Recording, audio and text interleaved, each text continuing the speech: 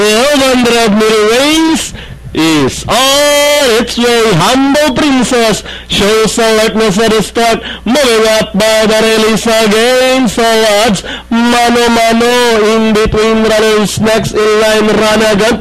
Prime Mover running at the outside, second last, and trailing the group is Wando Calente del Sol. And into the backstretch, they trouble again. So odds by about 3 lengths, running in second, Humble Princess, then followed by Mano Mano. Prime Mover moving up on the outside, catching the third spot as they race towards the 450 with again Solad slitting the field, maintaining a 2 lengths lead. Humble Princess once again trying to get closer in second, running on the outside. Prime Mover, Mano Mano, and down the stretch they come again. Solad slitting the field. Humble Princess once again leveling up on the outside. Prime Mover also closing in with 75 meters to race. Apoy Asuncion on Humble Princess winning this race over against all odds.